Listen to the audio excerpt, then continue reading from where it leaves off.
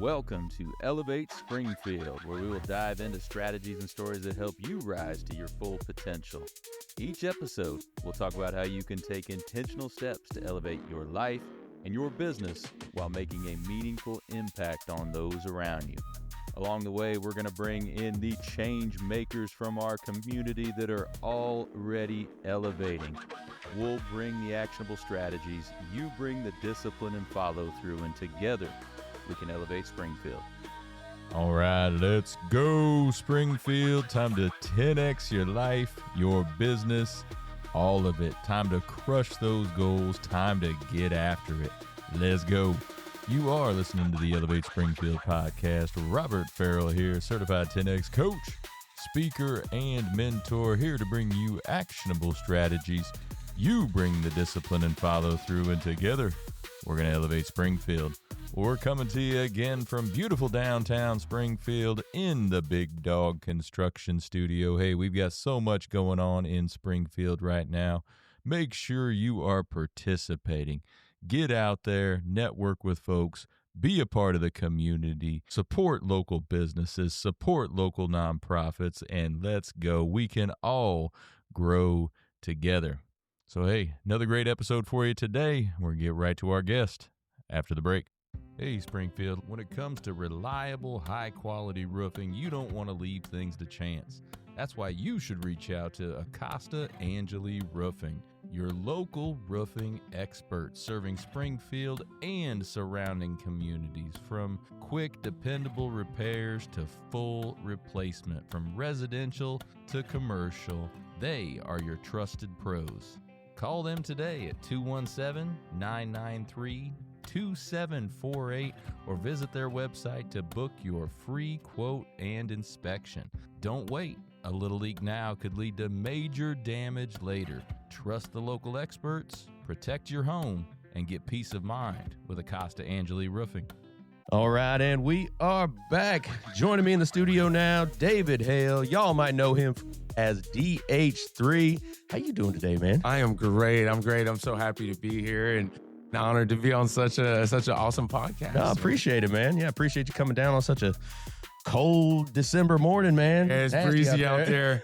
Good old Illinois winters, I'll tell you, man. Right. They always make you reevaluate why you're living here sometimes. Exactly, yeah, these last few days have been, man, Florida would be nice right about now. Oh, yeah.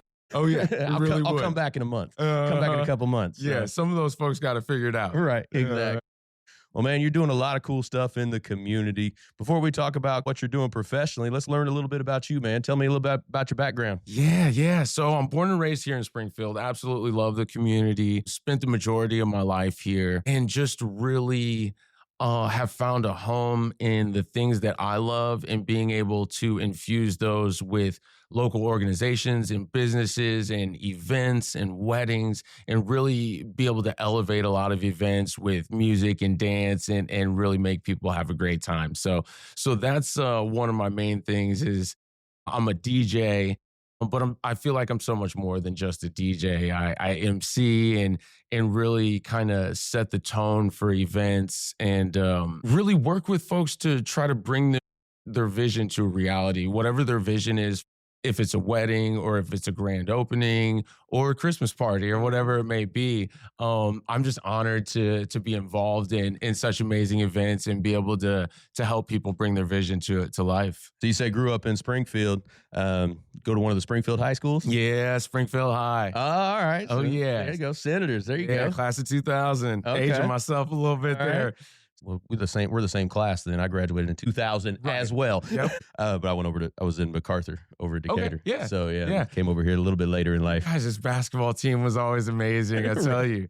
Well, when I was there, we were pretty good at basketball. Our football team wasn't very good. I was on the football team and we weren't very good. Yeah, man. We had a few year stretch where not good. Yeah. Got to play a lot, but not good. So I went to Springfield High, and that's kind of where my artistic journey started. Right around high school, I started writing songs, writing poetry.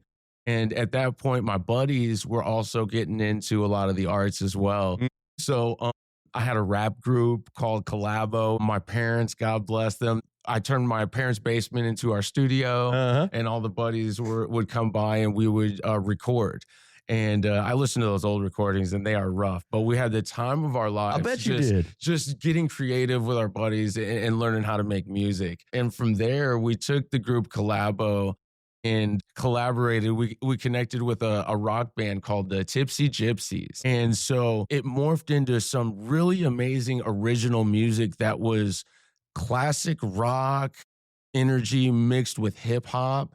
And that became Gypsy Collabo. We had a lot of success as Gypsy Collabo, you know, played stages all around the state. And we moved out to Los Angeles and spent a couple years out there recording and doing some fun stuff there. Shout out Musicians Institute. It's literally a school of rock in Hollywood, California. Okay. And so a couple of the bandmates enrolled there. I took some private instruction there. And we tried our Hollywood thing for a while, but ended up coming back home. This is always going to be home for me. My family's here. This is where my roots are. After a few years out in the Hollywood, Los Angeles area, we came back here, continued with Gypsy Collabo, had some wonderful success there. But we had some tragedy in the band as well. Our bass player passed away from a tragic overdose, we believe. So that really shook the band up in a lot of ways. I bet. And eventually it kind of just fizzled out. The band members ended up going separate ways. And after the band broke up, I ended up getting into some radio. And that opened all sorts of doors for me. I was on Facebook one day and one of my buddies posted, I'm looking for a co-host for a show called Hip Hop Hump Day. And so it was every Wednesday at the Capital Area Career Center. There you go. I know you're familiar. Uh-huh. Yeah. So I started going out there and just curating playlists for the radio. I was super excited. That was my second time hearing myself on the radio. I know any of the musicians out there that have had that exposure on radio can tell you that that's a big moment when you hear your art on the radio. So I was excited to be at CACC, back doing some radio stuff. Before then, the band, we had some, special features on radio. We had some singles playing on radio and stuff like that. And from there, I got connected with Newhoff Media and Bonzi, shout out to Bonzi, and really had a wonderful run there. The nighttime radio experience. This is back when live radio was everything. So I would be in the studio 7 to midnight. And I was burning the midnight oil live on the air, playing music. I mean, just having so much fun. So much fun. Absolutely so much fun. And they had a DJ service that they ran at Newhoff Media. And I think they saw something in me. I think they needed a little help. I was able to join their DJ service. And from there, man, the rest is just history. I really feel like DJing is almost something that I was built for. With my love of music and the arts, I started DJing with the radio station and then got connected with Epic Entertainment, who is well known in the area for being one of the premier wedding professional companies, DJs, photo booths, all the above. Right. And from there, it's just been up of professional sports, Lucky Horseshoes baseball, Bloomington Bison hockey, the Drop Mix show on WDVR. The blessings are rolling in, and I couldn't be more grateful. Love it. I want to go back to Collabo. When you first started it, the rap group, who were your inspirations? Was it was it like 90s rap, or was it earlier? What was it that you drew from?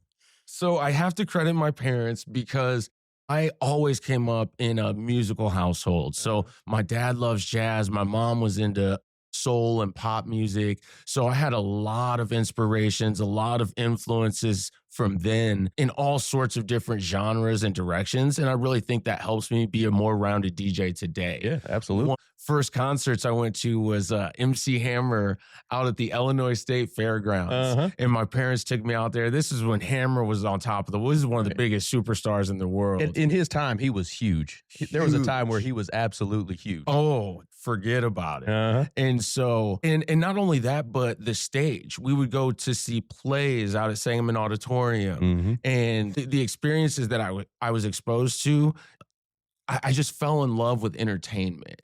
But as far as like hip hop influences, Tupac, Nas, Diggable Planets, Wu-Tang. Mm-hmm. There's so many. Master P and No Limit, Outkast, a lot of the things that were coming out of the South.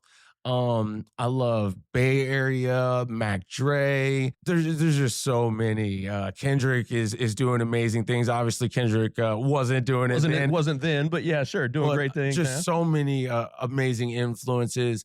And then actually Pharrell was a big influence back then too, because he had a crew called NERD, and they were really bridging the gap between a lot of hip hop, rock, EDM, and really creating original products that kind of let me know that a lot of the mixed genres, there was just a huge market for that. And so really dove into that head first. Love it. So that's more what Collabo was, kind of that fusion of some of the others. Well, Collabo was the hip hop group. Okay, so you stayed with hip hop on Collabo, but then when you went to but Gypsy Collabo, right? Because the rock band was called the Tipsy Gypsies. And so we took the Tipsy Gypsies, mixed it with Collabo, and it became Gypsy Collabo. And at that point, we started really focusing on original music, some covers as well, and did some amazing things, man. Found ourselves down in Nelly's studio in St. Louis, working with Carl Napa. He's, recorded some of the greatest in music history. He's on the Grammy committee, and he's pretty much was Nelly's right-hand man, recorded all of Nelly's big stuff. And they had an institute in St. Louis, EI by Nelly. It was basically another school of rock, another recording school. And so we were going down there doing some great stuff with those guys in their studios in St. Louis, and Fat Buddha Studios that, Lil Wayne and Tech Nine recorded at. Come on.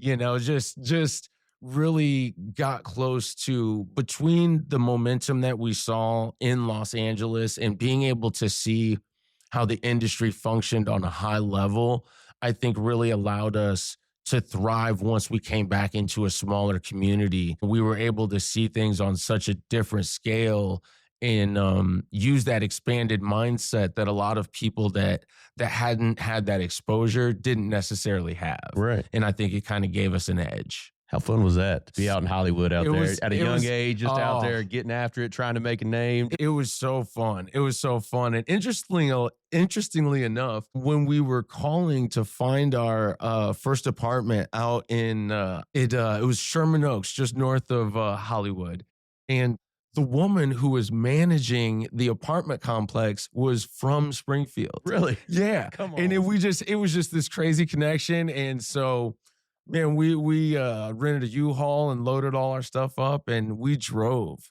straight out to Los Angeles and just lived it up. It was so much fun. I love that.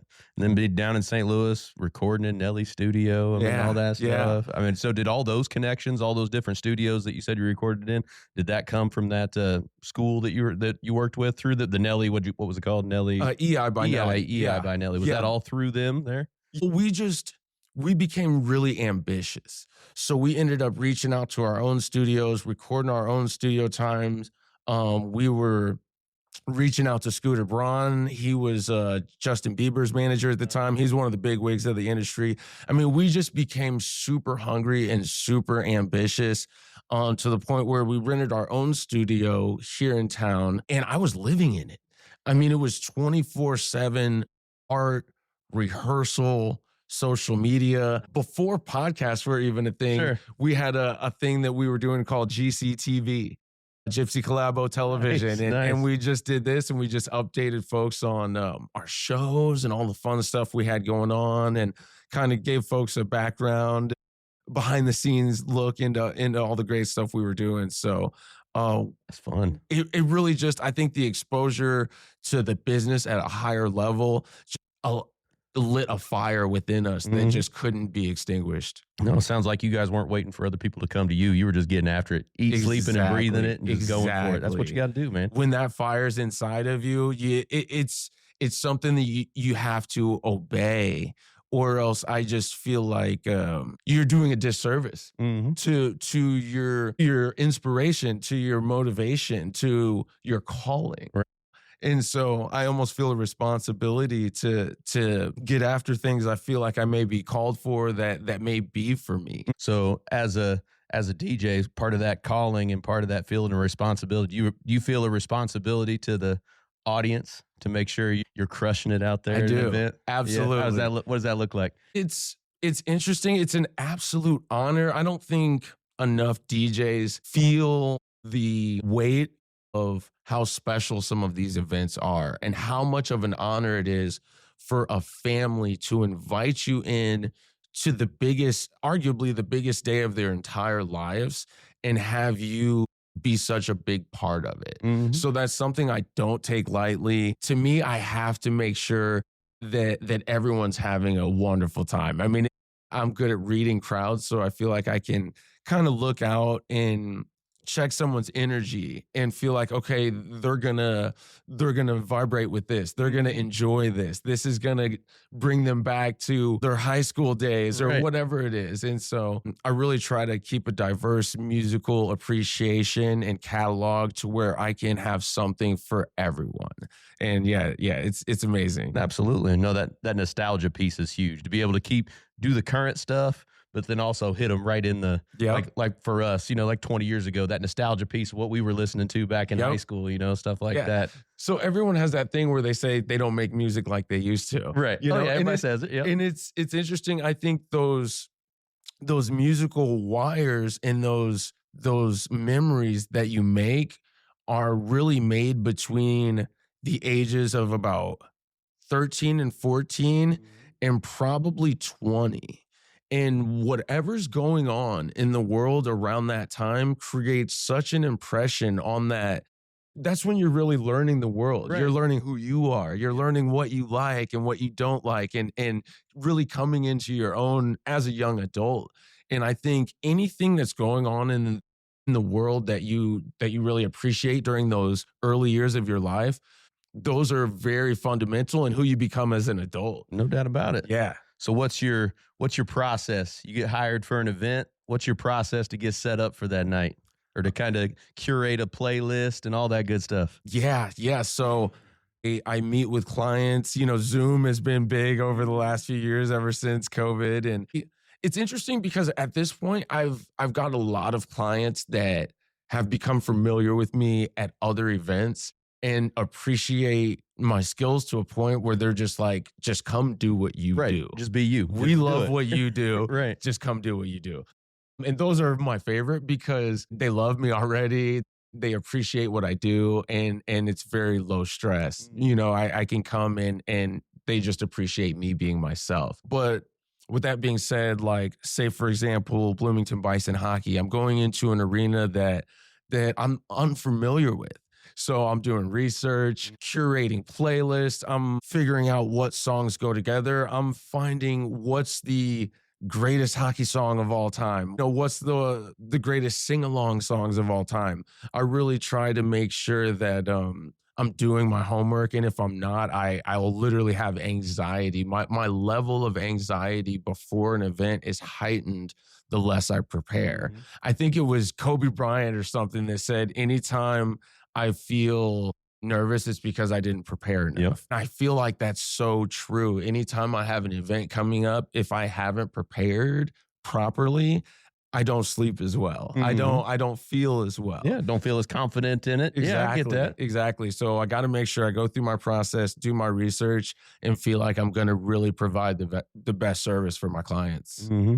So most popular hockey song ever. I don't know. I'm racking my brain. I'm thinking like, "We Will Rock You" or something like that, banging through the It's through the game We or Will something. Rock You is huge. Yeah. We Will Rock You is a big one.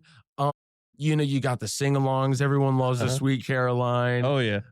Metallica, Enter the Sandman. Oh yeah. Everybody loves that one. Getting at a game Exactly. environment, no doubt Yeah, about it. so there's a lot of great ones that get the crowd going. So Right. shout out to Bison, Grossinger Motors Arena. I've really found a new home there, and Robin Roberts Stadium, home of the Lucky Horseshoes. Like, Group out there. it almost gives me chills to say that I can say that I'm a stadium and an arena DJ. Mhm. And that's something as an upcoming DJ that I always aspired to have, and to say that those are kind of my home offices now is just incredible. No, you did a great job at Robin Roberts. I was at quite a few Lucky Horseshoes games last year and saw Awesome. you there quite a few times. So Yeah. that's great. Oh yeah, we have a great time. Yeah. No, it's funny that Sweet Caroline.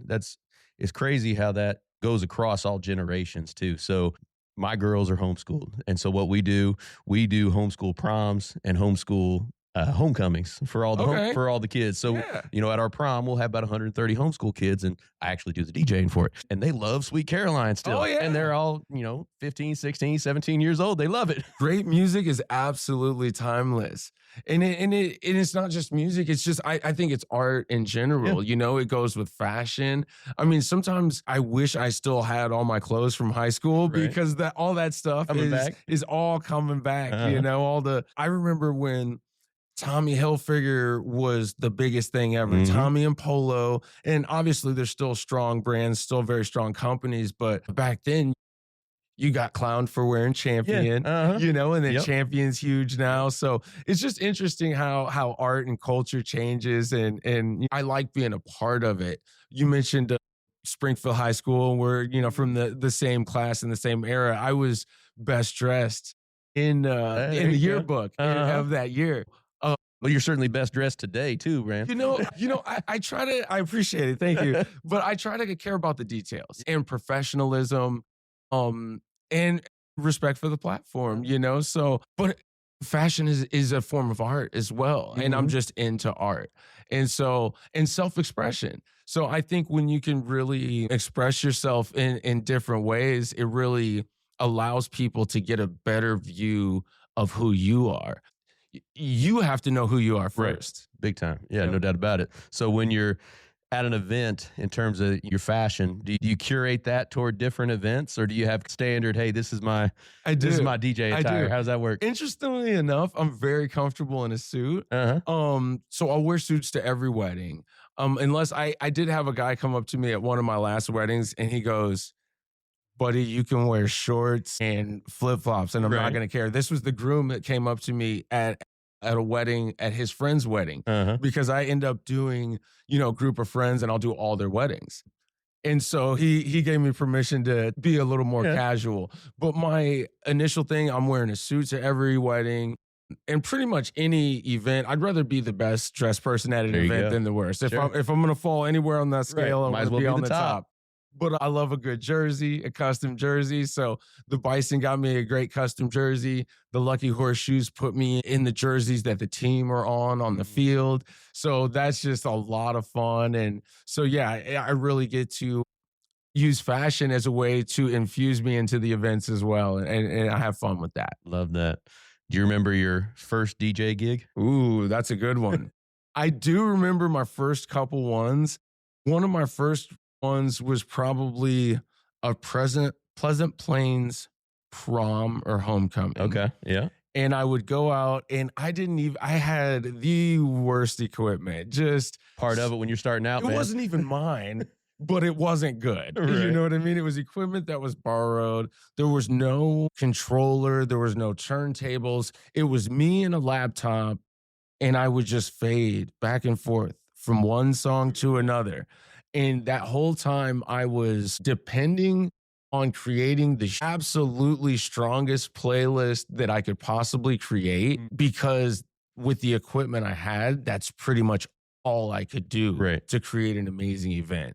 I think it made me a stronger DJ, starting with just bare bones and having to make sure that every song you're playing is amazing and it's going to get a great reaction. Right, because you're not mixing songs together and fading or anything like that. I wasn't doing nothing You're fun. just song to song. Song to song. Right. But when I was able to have success with that, it allowed me to just feel like, okay, what could I do with better equipment? Because these kids are loving what I'm doing with just these minimal tools. Right.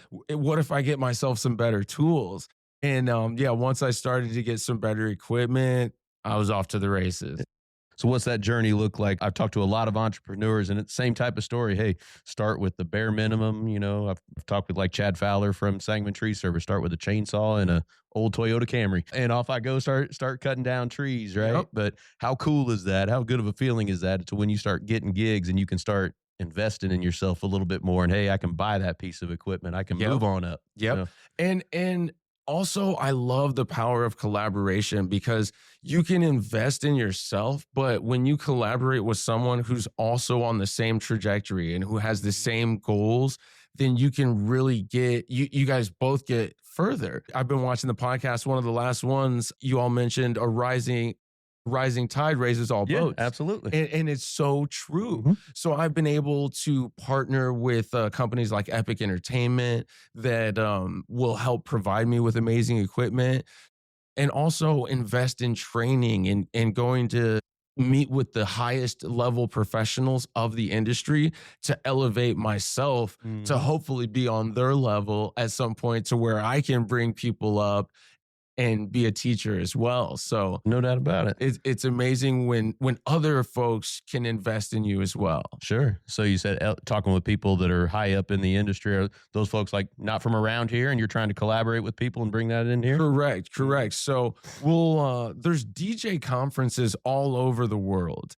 And so we'll go out to Las Vegas and get a hotel for the week and go to these conferences, and they are so much fun. Not only are they so much fun, but the relationships you make, that's the big part there. The things you see, the things you learn, will elevate your game. Just like I said, us living in Hollywood, it was just a school of the industry. And these conferences are no different. They're just packed into a few days, and you sit through some lectures and take notes, but these are some of the highest level professionals that you can learn from. And it's such a wonderful investment. So I definitely encourage anyone who's in business to take the training courses, to go to the conferences, to join the associations, to learn and collaborate with others. Competitions at the bottom, collaborations at the top. It's amazing. It's the way to go. Yeah. And at those conferences, I mean, I go to 3 or 4 a year. The people that go to those are trying to do something, right? Exactly. If people are just trying to play it slow, take it easy, and kind of go with the flow, they don't go to that type of stuff. So you're around high achievers, people trying to make an impact, trying to do big things, and you can learn a lot from them and find a lot of collaboration points with them. So I think it's awesome. And I think it brings the point where I think a lot of people have a misunderstanding about what luck is. And I do think luck, as its traditional understanding, does play a role, but people who are truly successful know how to put themselves in an environment that is more conducive to luck. Yeah, exactly. When you're in the room with high-level professionals, you're more likely to get what they call lucky. But is it luck or is it strategy? Exactly. Obviously, there may be an aspect of the stars aligning for you, but you're aligning stars yourself. Right. Yeah. If you're going to 5 conferences a year, if you're going to 80 events a year here in Springfield, your quote unquote luck is much more likely to happen because you're around the people that are making a difference. Exactly. So definitely, like I said, I think luck plays a part, but I think training, strategy, learning, growing, those things create luck and create an environment where the world can kind of bend to your expectation, to your performance, to your qualities and the things that you want to manifest and put out there. So you've had a lot of successes so far in your professional career. What are you most proud of so far? I'd have to say my resilience. I think that's it. I don't think it's one like huge event that I did that I'm like, oh, I'm so proud of this event. And there will be those in the future that I'm just like, oh, I did this and that's amazing. I think I'm most proud of my resilience and my ability to pivot. When I was younger, I thought I was going to be a huge, probably happen rock star by the time I was in these shoes now. But my ability to pivot, to take things as they come, to be resilient, to overcome challenges, I think that's what I'm most proud of. Yeah, that's awesome. Do you have like a Mount Rushmore of events? Or, this is my Mount Everest event that I'd love to be able to do. Yeah. So there's some definitely DJs out there that do some stuff that I'm like, oh, man, I need to get in those rooms and do some of those events. So, there's a DJ D Nice. He does the Grammys. I mean, he's doing these huge award shows, and I would love to do that. But even on more of a local level, I want to DJ the grandstand at the state fairgrounds. You know what I mean? I want to fill up Shields Sports Park with people from all over. and give them a great time. I mean, anytime or anywhere that people congregate, I want to be able to come into those spaces and elevate people's experience. Love that. Well, let's work together on that. Let's get the Shield Sports Park thing going. Let's do it. Let's put a bunch of people in there. Rock it out. Shields, where you at? Let's go. Come on, let's hit it. Love that. Love that. No, put it out there, man. Yeah, get the Grammys, get all of it, man. Yeah, Put it out into the air, man. Yeah. Put it out into the universe. Exactly. Might come to you here in a few years. Yeah. So I think a lot of times people aren't intentional enough about their mind, their goals, and helping to do the work to get themselves to their goals. So I'm big on affirmations and really trying to manifest the things that I want into my life. Each morning I'll do affirmations toward my manifestations. Yeah. And I think it's been able to move mountains for me. No doubt I about really it. do. I really do. It's amazing. Yeah, no, I do my goals every single morning like that. Same thing. So your affirmations, do you have a certain thing that you tell yourself every morning, or is it different every day? What do you do? So I tried a hack, and what I have is I've got a little speaker that I got off Amazon, and it's got affirmations programmed into it. It's got about 8 or 10 buttons on it. Each button is a focus for the affirmations. So there's ones that are gender focused, there's ones for men and women, but there's also one for money and one for contentment and one for change. And so I take this speaker and I've gone through, I broke one, I bought another one. And I got one in my car, I got one on my nightstand. So throughout my day, I will just do affirmations. So a lot of times instead of listening to music, I'll do affirmations in the car as I'm on a commute.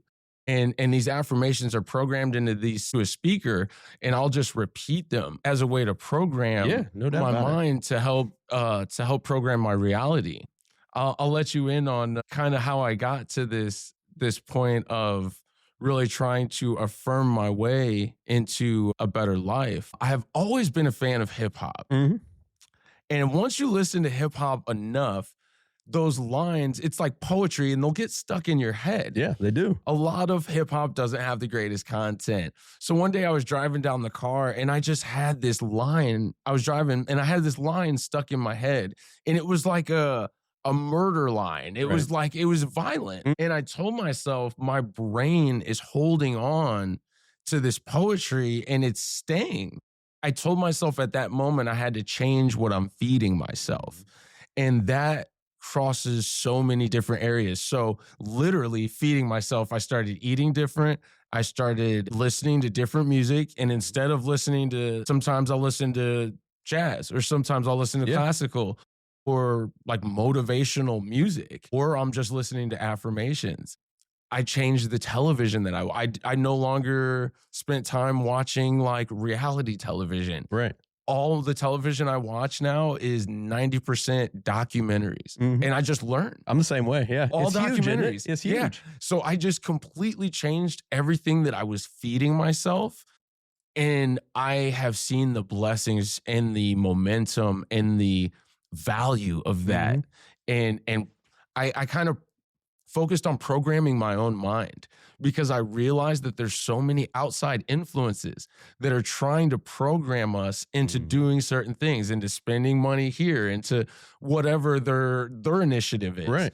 And I'm like, I have to implant my initiative into my brain instead of allowing all this music to do it, or this show, or these commercials, or this food. And so I had to be way more intentional about everything I was feeding myself. And it's been absolutely so valuable. It's massive. I've pretty much stopped watching the news or listening, because it is all negative. Every bit of it. So I pretty much cut it out of my life. Yeah. So I'm gonna if I want to watch TV, I'm gonna watch something on the History Channel, or I'm gonna watch something on Discovery Channel, and I like some treasure hunt type stuff. I'll watch some of that type of stuff too. So hey, I'm gonna look at that stuff, and then I'm gonna learn something from this documentary that I got here. Yeah, I've got a couple shows that I watch for fun, but like it's 90% documentaries. I definitely stay away from the news, because once you kind of can look back and see things clearer, you can realize that most of that stuff is fear-based. Right. News I put in the same category as politics. They're fear-based, and they use fear and division to try to get people to follow whatever their initiative is. And both sides do it. Both sides of the political spectrum, they all do it. It's politics. Everyone's got an agenda, and at a certain point, I decided my agenda was the most important. Yeah. That's it. That's what it's all about. Yep. No, it's funny you mentioned that you kind of can hold on to them lyrics and everything. I could still to this day, if a Tupac song comes on, or a Biggie song, or Outkast, or any of those, word for word, every single word of it. It's crazy how that sticks. It does, yeah. And I absolutely, don't get me wrong, I absolutely love hip hop. I still do to this day, but I'm way more aware of the messages that I'm feeding myself. No doubt about it. So you say that has made a pretty big impact in your life? Yeah, huge. Just being intentional about my mind and what I'm feeding it. And trying to program it intentionally, and not only my mind, but my emotional state. I think those two in combination are super powerful when it comes to manifesting the life you want. So when you can take your emotional state and combine that with your mental clarity and with your goals, and really use both of those in synergy to push you ahead, I think, you catapult. No doubt about it. Yeah, and I think that's a lot of people struggle with the intentional part. Too many people are out there drifting. I don't know if you ever read Napoleon Hill's stuff. Yes. I mean, he talks about drifting a lot. And of course. When you drift, you're never going to reach where you want to go. Love Napoleon Hill. Definitely listen to some Napoleon Hill. No doubt about it. Think and Grow Rich, one of my favorites. Yeah, one of my favorites. So lately, my schedule has been exploding and I've been busier than ever. But one thing that I've realized with my busier schedule is that the majority of people, you have A to B, and the majority of people go like this to get from A to B because they're not intentional. Exactly. And with intention and time management, I really realized that if I can go instead of, say I have a goal, I have to prep for an event, I've got to do some work. Maybe I'll open up my laptop and download some stuff, but then you'll go do some dishes or go take care of the laundry. And I think I'll probably misquote this, but they say a task that's done from start to finish takes 5 times as less time as one that's done in pieces. So I really try to be intentional about my time. And if I can really go from A to B in a direct line, I can get 10x more done. That's right. No doubt about it. Yeah. And in 10x, we call that closing cycles, because when you leave those tasks just open-ended, it not only takes more time, but it also takes up mental space too. So they're always just kind of sitting there until you actually get them done. So we always talk about close cycles, just close that cycle, whether it's finishing the dishes or finishing a prep work for an event, close that cycle, get it done, get it off your mind, move to the next thing. Absolutely love that. Yeah. And I don't think a lot of people, it just goes back to intention. A lot of people don't realize their habits and don't understand how they're spending their day, how they're spending their time. So many people will sit on their phone for 2 hours after they get off work and they get lost scrolling. And then they think, what happened with my time? Right. And it's because those things are engineered to take your time, because time is one of the most valuable things that anyone has. Yeah. It's the only thing, you can't buy it. When it's gone, you can't get it back. You only have a finite amount, and when it's gone, it's gone. So really trying to be more intentional about how I spend my time, it has been huge too, and it just helps me get so much more done. And like you said, closing those cycles, it's a weight lifted. It is. It lifts off your shoulders. It's off your mind. Move on to the next thing. You can be more clear on the next thing. Also, we talk a lot about controlling time, right? And you're talking about how we have, scrolling and how long that takes. You do a time study on yourself. Most people will find that, man, I just got 4 more hours I could add to my day because I'm doing all this stupid stuff that's not doing anything toward my goals. Yeah. Right? And not only do you have 4 more hours, but those 4 hours, like you said, that weight's lifted. You don't have that sitting in the back of your head. I've got this, and this to complete. Those are all complete for you. Yep. So you're free to focus on growth and to focus on your goals or your priorities or family time or whatever else you want to allocate that time for. You're less stressed. Yeah, no doubt about it. So you mentioned earlier you're pretty health conscious too, right? What are you into health and wellness wise? I love working out. I feel like it has mental and physical benefits, and I don't think people appreciate the mental benefits of a good workout. I think our bodies are designed to move, and it's such a blessing to be in motion. So, love working out. I love whole foods. I've dabbled in the different, I hate to say the word diets, but Sure. I've gone vegetarian. I'm exploring the keto options. I love to juice. Yeah, just so many things that I enjoy meditation, although it's a challenge at times. Yeah. Lots of things that I enjoy. I like to run and cycle. Nice. So yeah. Now, meditation, I mean, it seems like a lot of high performers do meditation. And that's something I never really thought I did, but I guess I kind of do. I go out in the morning and I ground and everything. And, Grounding. you know, and I guess I'm kind of Grounding. meditating it. Yeah, grounding where it's at, isn't it? Yeah. Yes. So I'm sitting there. I never really called it meditating, but I kind of am, I guess. Sure. But that's one thing I could probably implement into my life because I'm very health conscious and I do all the different things. I do a lot of the biohacking stuff. Sure. Except I haven't dabbled as much in meditation yet. Yeah. So- Yeah. I think people have a too rigid ideal of what meditation is. I think it could be different for different people. So I enjoy nature walks. And to me, a nature walk is a meditation, especially if I'm not listening to music. If I'm just walking through a trail through the woods, that's meditation. Right. You know, and so you don't have to be in cross-legged pose on a yoga mat Sure. with incense burning behind you to feel like you're meditating. Right. You know, a lot of times it could be just sitting on the couch in silence and turning off the TV and seeing where your mind goes. Because I think a lot of amazing things happen when your mind can be in a relaxed state. And where you're creating certain brain waves that really help push you in certain directions. It happens a lot when you sleep, and that's why people say that doing affirmation first thing in the morning or right before bed has the highest impact. Right. Because during that 6, 8, 9, however long folks are sleeping, during that time, your mind is still very active and still working. So if you can program it to work on your behalf during that time you're sleeping, you're actually moving the needle forward during your rest time. And I think it's the same with waking meditation. I think it's the exact same thing where you put yourself in a state that brings you clarity that you wouldn't have without the noise. I saw a very successful influencer mention that when you go into neighborhoods and spaces where there's extremely successful people, it's normally very quiet. And it's normally maybe a golf course, maybe Sure. these are quiet spaces or quiet neighborhoods, quiet areas. And I think it's intentional because that's the environment where your mind can do its best work. Mm-hmm. And then you go into spaces where, you know, it's funny to say this as a DJ because I create loud spaces. Creating everybody getting all hyped up and going. I do. Right. But when you find low vibrational spaces, a lot of times they're very loud. A lot of times they're very cluttered.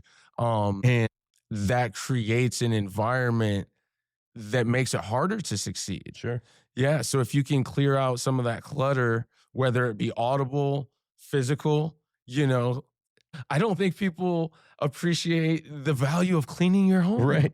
If you're not feeling well or if you're feeling stressed, because your environment has such an effect on your day-to-day and on your mind and your stress levels that, you know, anything you can do to help bring yourself more peace and more relief and more contentment, dive into it. Completely agree. Let's go.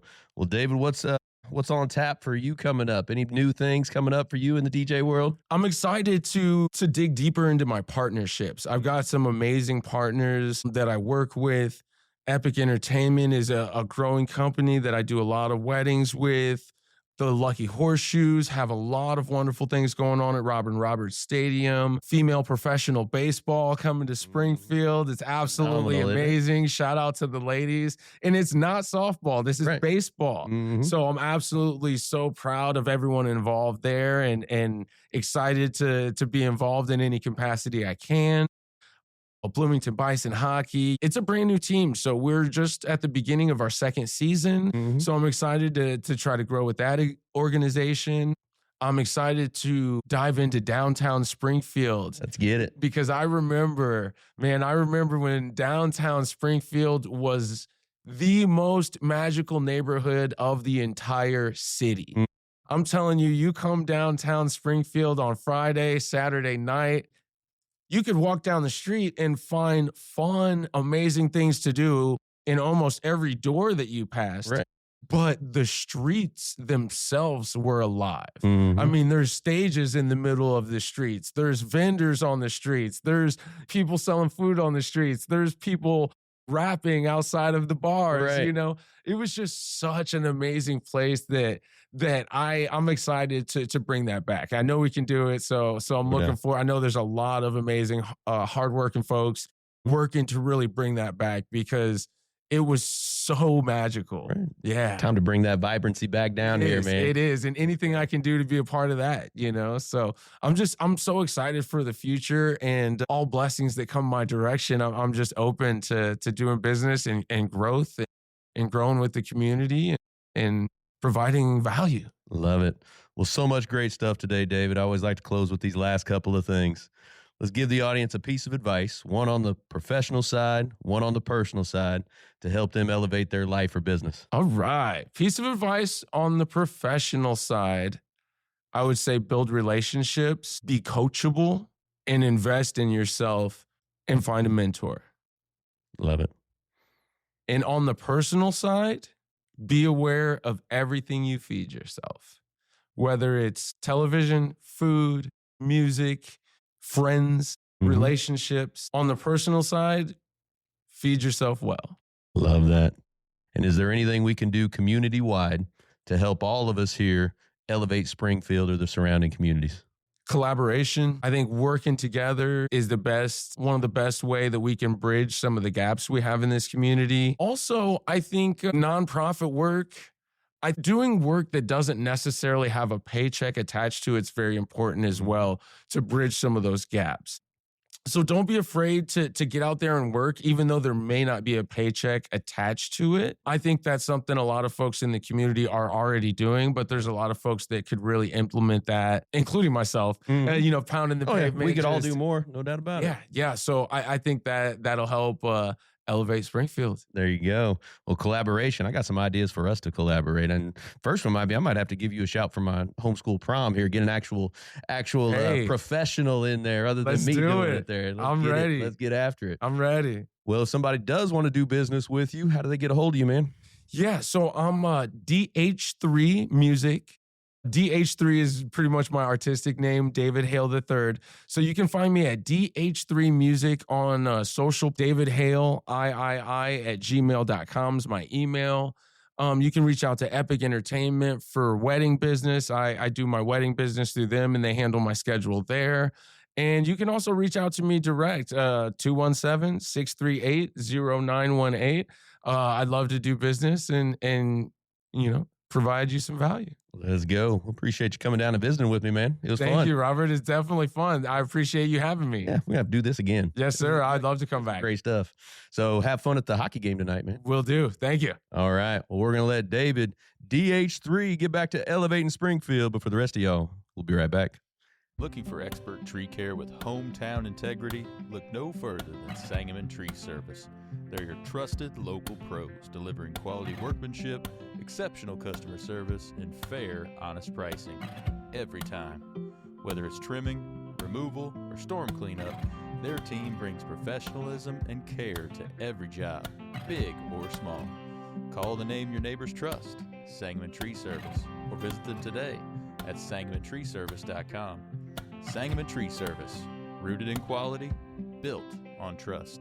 All right, come on, David. Great stuff. Hey, we talked about a few things, 10X in there. We're going to get to that in just a moment.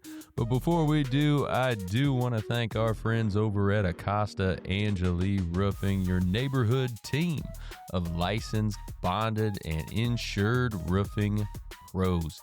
Hey, the entire team over there, Juan, Zach, Tony, all of them phenomenal people and a phenomenal company. Whether you need a quick repair or a full replacement, residential or commercial, give them a shout and they will take care of you. 217-993-2748. All right, so with David, we talked quite a bit of 10X embedded into what we were discussing. I do want to touch on a couple of things briefly. One of the things he talked about was, basically, is it luck or is it strategy, right? And of course, we feel like we make our own luck. And as he mentioned, there are times when the stars align, but, successful people, they tend to be more lucky than everyone else, right? Quote unquote lucky. And it's not really luck.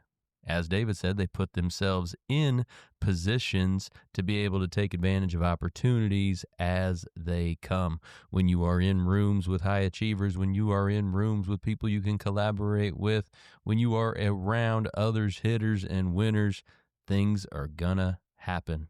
And people outside of that might think that sounds lucky, but quite frankly, most of it is being in the right place, being with the right people, knowing what you need to do, having you in a position to be able to make moves when you need to make moves to create that luck, to align those stars yourselves and be able to be the luckiest person around. Or maybe it's just the hardest working, most strategically placed person around. Maybe it's more of that, right? Yeah, because I don't feel like any of us are really more lucky than others. We just put ourselves in the right positions to get those opportunities when they become available. We also talked a little bit about closing cycles. We've talked before on the show about closing cycles. All that simply means is that you're not leaving things undone. You're finishing tasks when you start them, whether that's in your personal or your professional life. You are not leaving things undone. This does a couple of things for you when you close those cycles. As David mentioned, it could save you some time, because if you are consistently having to go back to items that you should have had done already, that's going to waste time, and it takes you longer to get them done. And also, it takes up space in your mind.